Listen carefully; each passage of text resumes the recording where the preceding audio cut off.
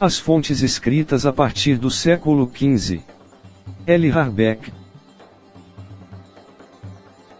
Paralelamente a profundas mudanças em todo o mundo, e, em especial, na África.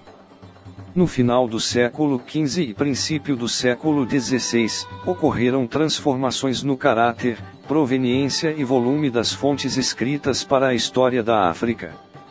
Observa-se, em relação ao período precedente, um certo número de novas tendências na produção desse material, algumas referentes a todo o continente, outras, a apenas algumas partes em geral, a África ao sul do Saara. Inicialmente, ao lado do contínuo crescimento de todos os tipos de fontes narrativas, narrativas de viajantes, descrições, crônicas, etc., surgem numerosos materiais de caráter primário, como correspondências e relatórios oficiais, comerciais ou missionários, escrituras legais e outros documentos arquivísticos, raramente encontrados antes desse período.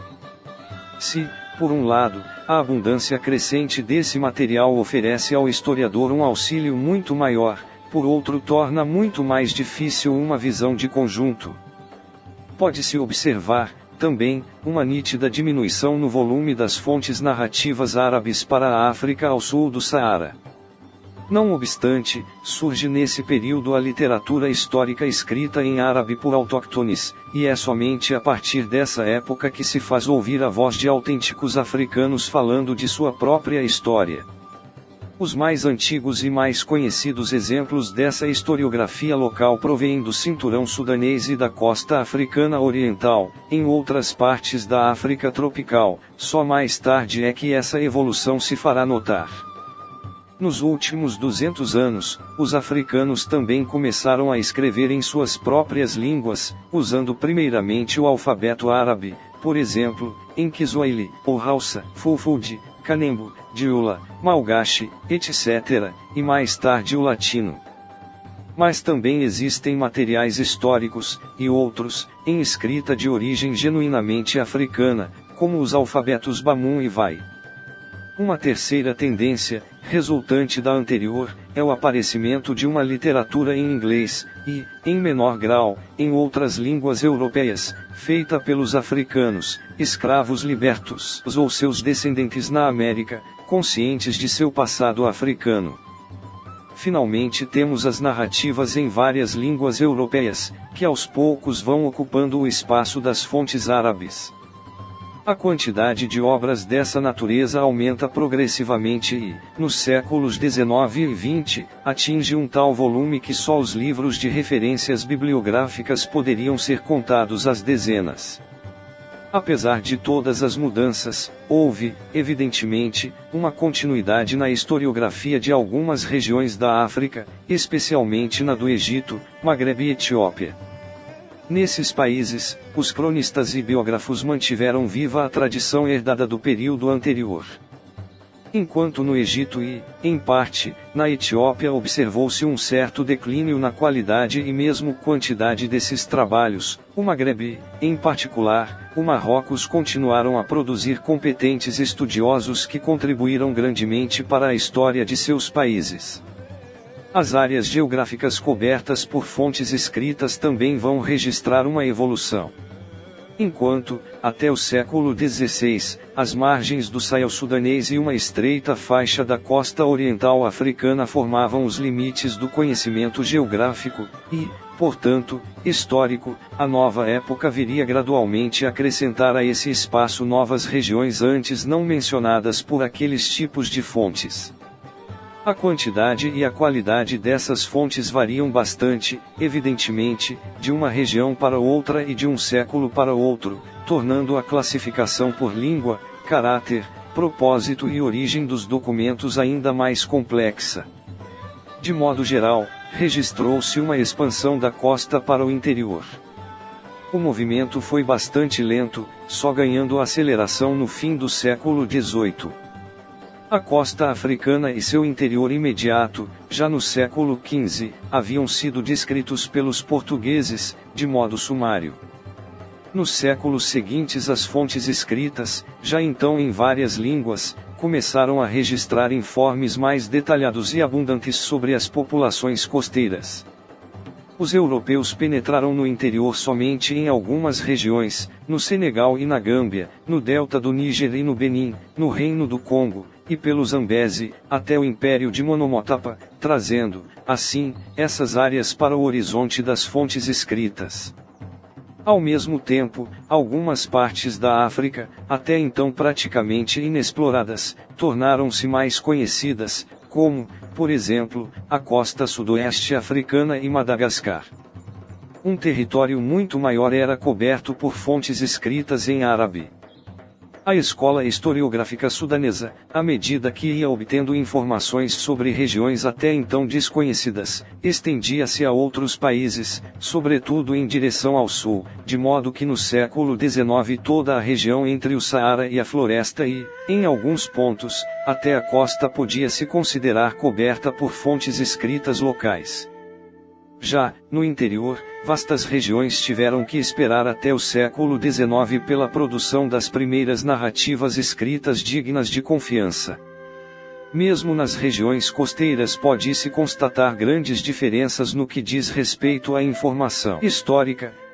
Em geral, a costa atlântica é mais bem provida de documentos escritos que a costa oriental, e também a quantidade de material disponível para o antigo Congo, a Senegâmbia, a costa entre o Cabo Palmas e o delta do Níger é muito maior que para a Libéria, Camarões, Gabão ou Namíbia, por exemplo.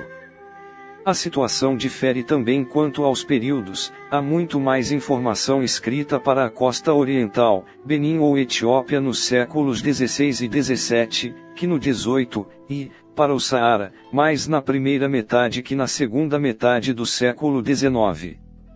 Devido a essa distribuição irregular dos materiais em relação tanto a espaço, tempo e caráter, quanto à sua origem e língua, é preferível examiná-los sob diferentes critérios ao invés de adotar um único procedimento. Consequentemente, nós os apresentaremos, em alguns casos, de acordo com as regiões geográficas, em outros, de acordo com suas origens e caráter. África do Norte e Etiópia. África do Norte. Os materiais para a África do Norte de língua árabe, como os de outras partes do continente, passaram por algumas profundas mudanças em comparação com o período anterior, o mesmo não ocorrendo com as narrativas históricas locais, que continuaram, como anteriormente, a relatar os principais acontecimentos da maneira tradicional. Nenhuma figura comparável aos grandes historiadores árabes da Idade Média surgiu entre os cronistas e compiladores dessa época, e a abordagem crítica do historiador, preconizada por Ibn Khaldun, não foi seguida por seus sucessores. A historiografia árabe moderna só vai aparecer no século XX. As mudanças que se fazem sentir dizem respeito principalmente a dois tipos de fontes, os documentos arquivísticos de diversas origens e os escritos europeus. Somente a partir do início do século XVI, os materiais primários, tanto em árabe como em turco, começam a aparecer em maior abundância. Os arquivos otomanos são comparáveis em volume e importância aos mais ricos da Europa, mas, àquela época, raramente eram utilizados e estudados por historiadores dessa parte da África. É do mesmo período que remontam os arquivos secundários dos países que faziam parte do Império Otomano, Egito, Tripolitânia, Tunísia e Argélia. Um caso especial é o do Marrocos, que sempre conservou sua independência, e seus arquivos preservaram um rico material histórico. Os documentos são principalmente de arquivos governamentais, administrativos e jurídicos, os materiais relativos ao comércio, à produção, à vida social e cultural são menos numerosos, pelo menos os de antes do século XIX. Isto se deve, em parte, à falta de arquivos particulares que forneçam informações valiosas para a história econômica e social da Europa.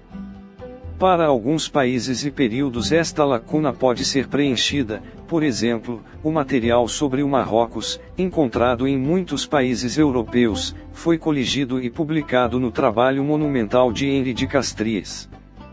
3. Da compilação de coleções similares, ou ao menos o arrolamento dos documentos relativos aos demais países da África do Norte está entre as tarefas mais urgentes do futuro próximo.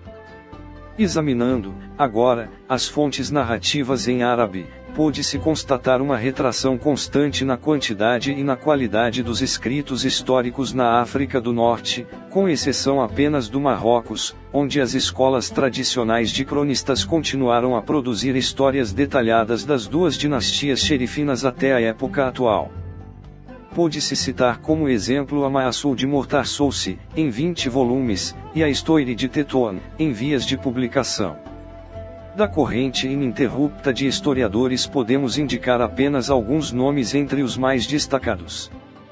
A dinastia Sádida encontrou um excelente historiador em Al-Frani, morto em 1738, que cobriu os anos de 1511 a 1670, o período seguinte, de 1631 a 1812, foi descrito detalhadamente pelo maior historiador marroquino desde a Idade Média, Al-Zai, morto em 1833, enquanto Al-Nasir al-Zlaoui, morto em 1897, escreveu uma história geral de seu país com ênfase especial no século XIX, combinando os métodos, tradicional e moderno. Usando, entre outros, documentos de arquivos. Ele é o autor também de uma obra geográfica bastante rica em informações sobre a vida social e econômica. A essas obras estritamente históricas devem ser acrescentadas as narrativas de viajantes, em sua maioria peregrinos, que descreverão não apenas o Marrocos, mas também outros países árabes até a Arábia. As duas melhores narrativas desse tipo são as escritas por Al-Ayashi de Sijilmaza, morto em 1679, e Ahmed el-Darsi de Tangrut, nas proximidades do Saara, morto em 1738. Outros textos interessantes são o relatório de El-Tangrut, embaixador marroquino junto à corte otomana de 1589 a 1591, e a Hirla de Ibn Atmen, embaixador do Marrocos junto à corte de Madrid. Nos países entre o Marrocos e o Egito as crônicas locais não eram tão abundantes, nem tinham a mesma qualidade. No que diz respeito à Argélia, há histórias anônimas em árabe e em turco, de Aro e Khairuddin Barbarossa, e uma história militar que vai até 1775, de Mohamed el-Tilinsani. A história da Tunísia pode ser reconstituída graças a uma série de anais, desde el-Zarkashi, até 1525, até Madish el-Safakuzi, morto em 1818. Uma história de Trípoli foi escrita por Mohamed Galbon, 1739. As crônicas e biografias ibaditas, como a de Al-Shamarri, morto em 1524, merecem atenção especial, já que fornecem muitas informações valiosas sobre o Saara e o Sudão. Biografias ou dicionários biográficos, gerais ou específicos, na maior parte consagrados a pessoas proeminentes, eruditos, advogados, príncipes, místicos, escritores, etc., geralmente combinam materiais biográficos com narrativas históricas, esclarecendo muitos aspectos da história cultural e social. Obras desse gênero proliferaram em todos os países árabes, especialmente no Marrocos. Mesmo algumas poesias, às vezes em dialetos vernáculos, podem servir como fontes históricas, como, por exemplo, os poemas satíricos do egípcio El-Sijazi, morto em 1719, em que ele descreve os principais acontecimentos de sua época. No que se refere à história do Egito Otomano, deve-se recorrer a crônicas, em grande parte ainda inéditas e inexploradas. O Egito produziu, nesse período, apenas dois grandes historiadores. Um no início do domínio turco, o outro exatamente no fim. Ibn Ilyas, morto em 1524, fez um registro diário da história de sua época, oferecendo, assim, uma riqueza de detalhes raramente encontrada em outras obras. El-Jabati, morto em 1822, é o cronista dos últimos dias do domínio otomano, da ocupação napoleônica e da ascensão de Mohamed Ali, cobrindo, portanto, um período crucial da história do Egito. Embora muitas crônicas e outras obras históricas de todos os países árabes tenham sido publicadas, a grande maioria encontra-se ainda em manuscritos espalhados por muitas bibliotecas tanto dentro como fora de seu país de origem, à espera de estudo e publicação. Nesse período as narrativas de viajantes europeus ganham importância crescente. Embora o preconceito anti-islâmico de seus autores raramente permita relatórios verdadeiramente objetivos, elas trazem muitas reflexões e observações interessantes não encontradas em outros documentos, já que os escritores locais consideravam muitos aspectos da vida banais e desprovidos de interesse. É incontável o número de europeus viajantes, embaixadores, cônsules, mercadores e mesmo prisioneiros, entre eles, Miguel de Cervantes, que deixaram reminiscências e relatórios mais ou menos detalhados dos países do Magreb, que visitaram. O mesmo aconteceu, talvez até com maior intensidade, no caso do Egito, que atraía muitos visitantes por sua importância comercial e a proximidade da Terra Santa. De interesse particular é a obra monumental Description de l'Égypte, 24 volumes, Paris, de 1821 a 1824, compilada pela Comissão Científica da Expedição de Napoleão Bonaparte, fonte inesgotável de todo tipo de informação sobre o Egito às vésperas de uma nova época. No século XIX, as fontes para a história da África do Norte são tão abundantes quanto para qualquer país europeu. As crônicas locais e narrativas de viajantes assumem um lugar secundário em relação às fontes mais objetivas, arquivos, estatísticas, jornais e outros testemunhos diretos ou indiretos, permitindo aos historiadores empregar os métodos e abordagens clássicos elaborados para uma história amplamente documentada, como a da Europa. Duas regiões de língua árabe, Mauritânia e Sudão Oriental, merecem um tratamento especial devido à sua situação particular, nos limites do mundo árabe. Uma característica comum das fontes nesses dois países é a predominância de biografias, genealogias e poesias, sobre os anais históricos propriamente ditos, pelo menos até o final do século XVIII. Em relação à Mauritânia, várias genealogias e biografias foram publicadas por Ismael Ramé, a que se acrescentam poemas e outros materiais folclóricos recolhidos por René Basset e mais recentemente por H. Norris. Um exame intensivo de novos materiais foi realizado com sucesso pelo estudioso da Mauritânia Mukhtar Ould-Hamidun. A primeira obra propriamente histórica remonta ao início deste século, ao Oasil, de Ahmad al-Shinkiti, que é uma enciclopédia da história e da cultura mouriscas do passado e do presente. Existe um grande número de crônicas locais manuscritas, de maior ou menor valor, no estilo das crônicas breves de Nima, ou Alata e Shinkiti. As fontes árabes da Mauritânia são de especial interesse e importância, porque em muitos casos cobrem não somente a Mauritânia propriamente dita, mas também todos os países limítrofes do Sudão Ocidental. Devido às estreitas relações que existiram no passado entre a Mauritânia e o Marrocos, as bibliotecas e arquivos marroquinos devem conter certamente um precioso material histórico para o primeiro país. Além das fontes árabes, há também a literatura narrativa europeia, que se inicia no século XV. Nas regiões costeiras, e no fim do século XVII nas regiões fluviais. A partir do século seguinte, encontramos correspondência diplomática e comercial, tanto em árabe como em línguas europeias. A historiografia local no Sudão Oriental parece ter começado somente nos últimos anos do Sultanato Fungi, isto é, no início do século XIX, quando a tradição oral foi registrada por escrito no texto chamado Crônica de Fungi, do qual existem várias versões. São fontes valiosas as genealogias de vários grupos árabes, assim como o grande dicionário biográfico de estudiosos sudaneses, o Tebacat, escrito por Wad Daifallah, que constitui um rico manancial de informações sobre a vida social, cultural e religiosa do Reino Fungi. O mais antigo visitante estrangeiro conhecido foi o viajante judeu Davi Reubeni, em 1523. Até o século XIX, há apenas um pequeno número de obras valiosas, mas entre elas se encontram as narrativas de observadores, particularmente lúcidos, como James Bruce, em 1773, W. G. Browne, de 1792 a 1798, e Elton Swee, 1803, sendo os dois últimos os primeiros a visitar Darfur. Na primeira metade do século XIX, o Sudão foi, de toda a África tropical, a região mais visitada por viajantes. Suas narrativas são inumeráveis e de variada qualidade enquanto fontes históricas.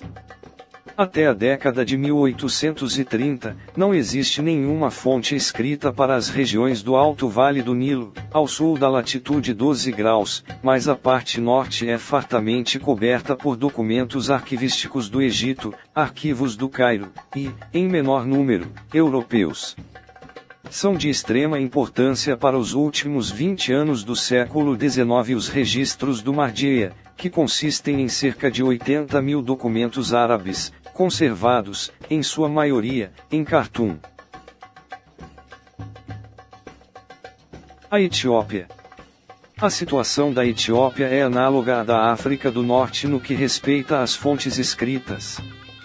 Como nos países daquela região da África, na Etiópia o historiador tem à sua disposição uma grande variedade de documentos, tanto internos como externos. Pode até empregar material de fontes opostas, para alguns períodos cruciais, caso, por exemplo, da invasão muçulmana de Arngran, na primeira metade do século XVI, coberta, do ponto de vista etíope, pela crônica real, em Gize, do imperador Lebna Dengel, e, da visão muçulmana, pela detalhada crônica escrita em 1543 pelo escriba de Gran, Arabi Faqih, sem mencionar os registros portugueses de testemunhas oculares. A redação das crônicas reais iniciou-se no século XIII, e há, relativas a quase todos os reinos, mesmo durante o período de declínio, uma ou mais crônicas detalhadas, que registram os principais eventos da época. Essa tradição perdurou por todo o século XIX, e uma boa parte do século XX, como testemunha a Crônica Amárica, do imperador Menelik II Graus. Várias obras da literatura etíope, de diferentes gêneros, podem fornecer precioso material histórico, como, por exemplo, as hagiografias, as polêmicas religiosas, a poesia, as lendas, as histórias dos mosteiros, etc. Um documento único é a história dos Gala do Monge Bari, 1593, testemunha ocular da invasão gala da Etiópia. Um século mais tarde, Reubludolf, o iniciador dos estudos etíopes na Europa, compila, a partir de informações fornecidas por um especialista etíope, uma das primeiras histórias gerais do país. Sendo o único país cristão que restou na África, a Etiópia naturalmente despertou muito mais interesse na Europa que as demais partes do continente, isso já desde o século XV.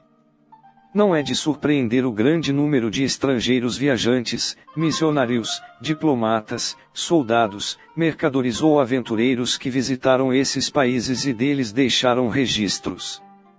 São não apenas portugueses, franceses, italianos e ingleses, mas também muitas pessoas de vários outros países. Russos, tchecos, suecos, armênios e georgianos. Ocasionalmente surgem registros turcos ou árabes, que, de diversos modos, complementam as outras fontes. Da segunda metade do século XIX em diante, são os documentos de arquivos, de todas as grandes potências europeias, como também os de Addis Abeba e mesmo os de Khartoum que vão fornecer os principais materiais históricos.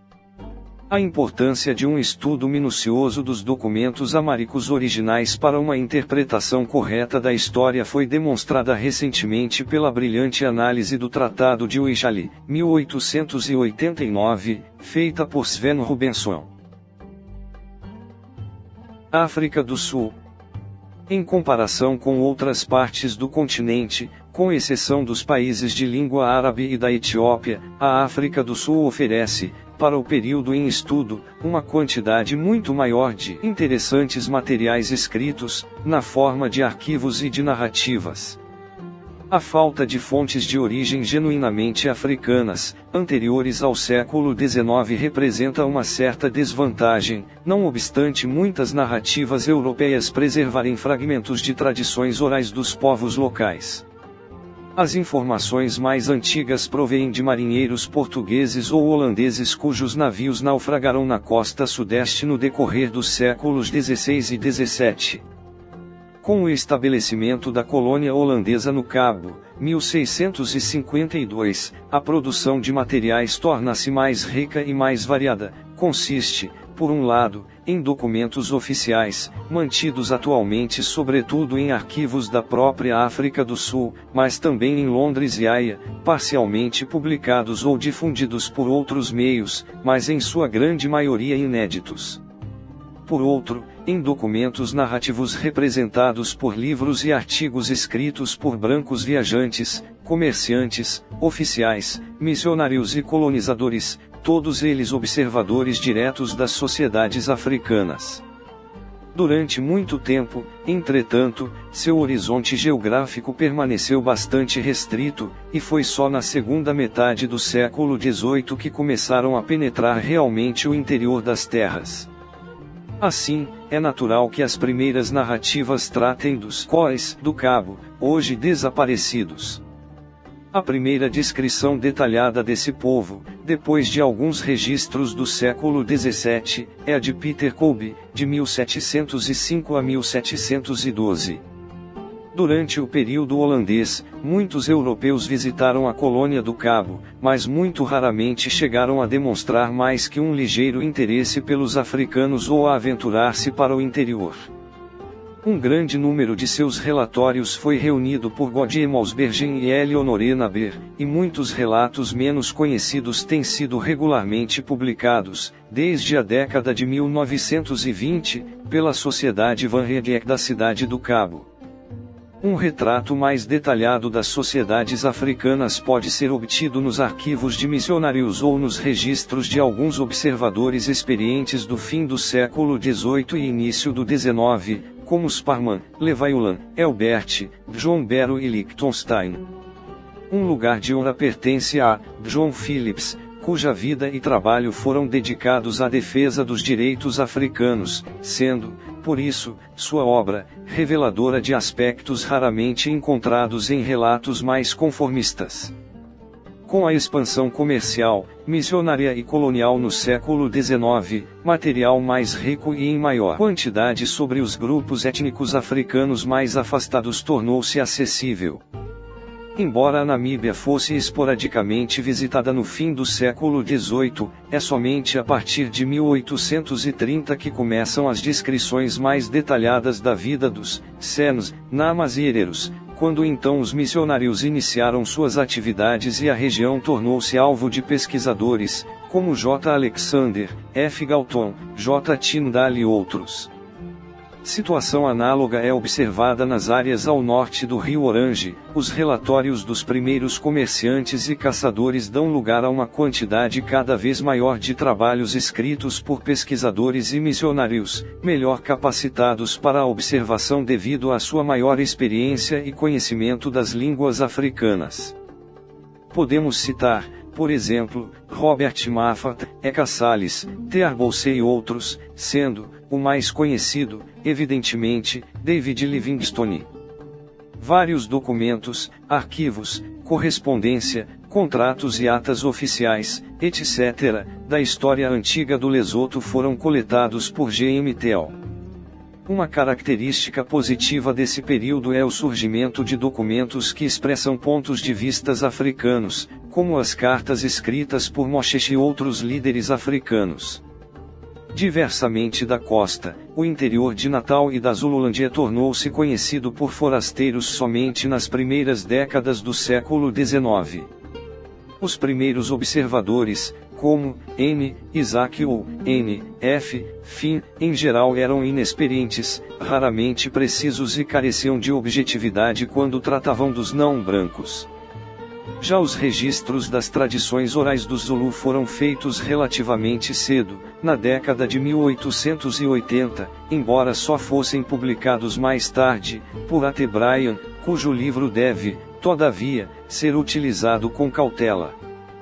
Como para outras partes da África, a quantidade de materiais escritos por europeus aumentou enormemente no decorrer do século XIX, e não cabe aqui examinar, com mais detalhes todos os seus tipos e autores.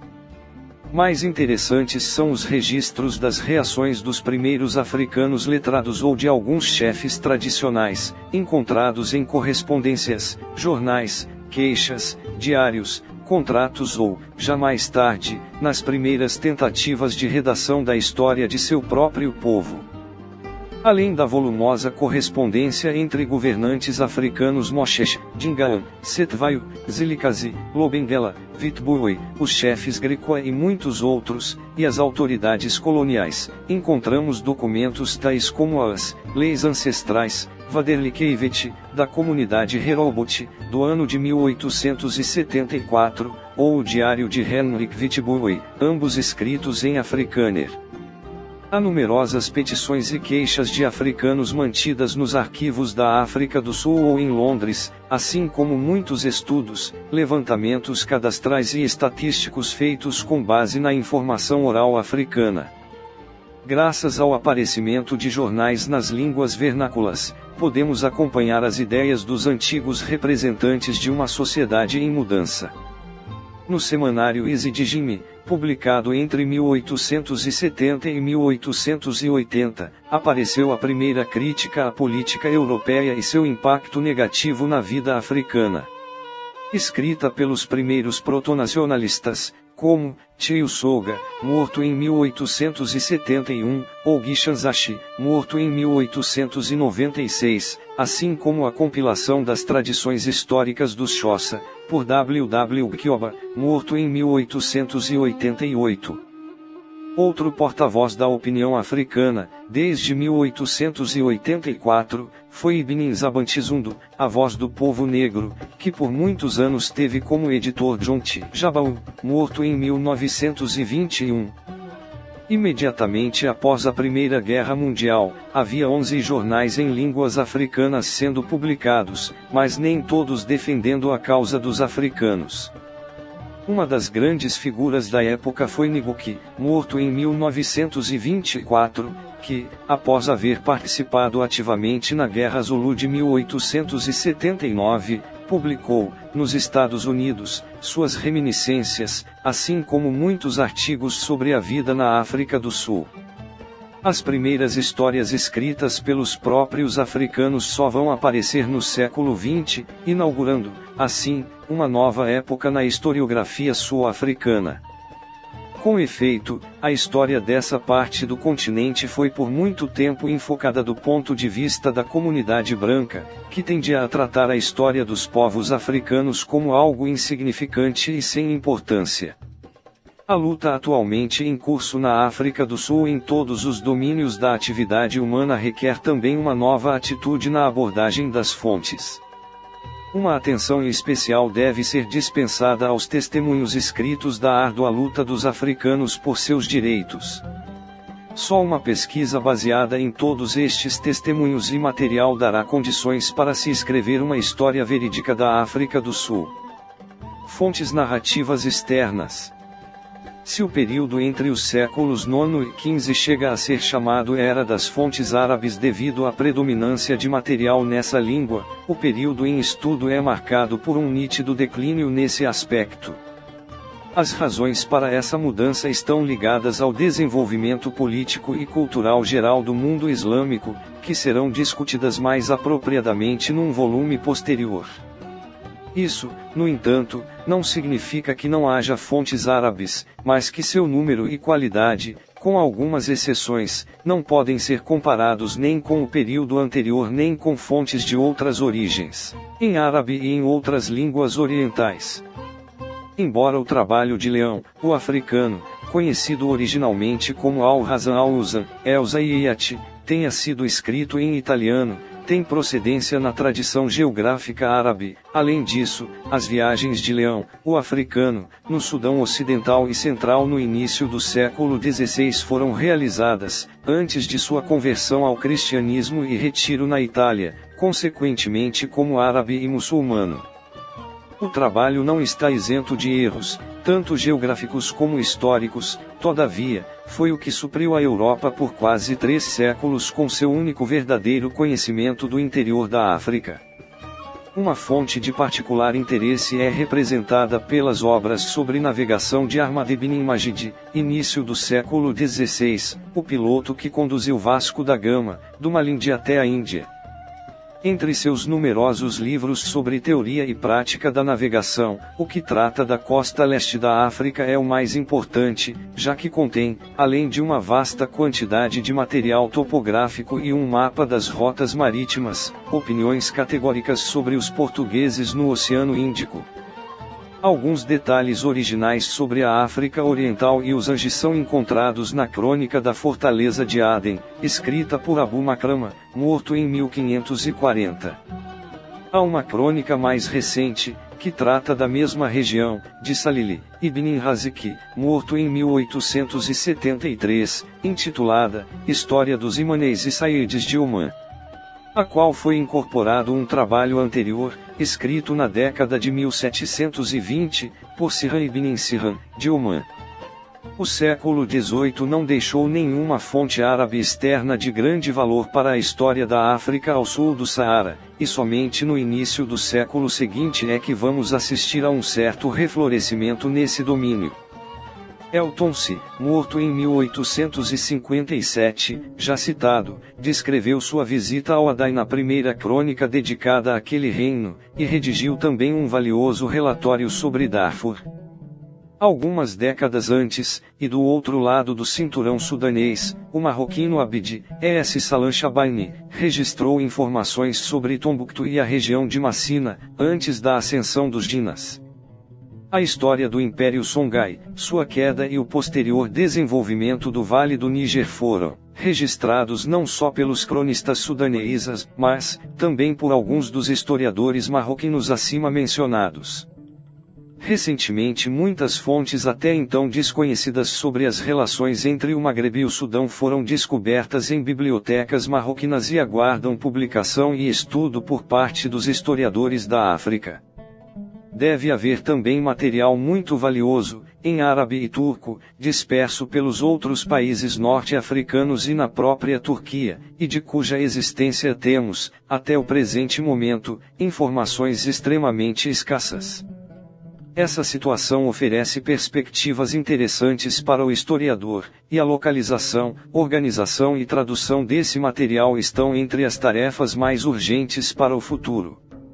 Os materiais em outras línguas orientais são ainda mais escassos que em árabe, o que, todavia, não significa que não possamos descobrir novos materiais, menos ou mais importantes, por exemplo em persa ou em certas línguas hindus.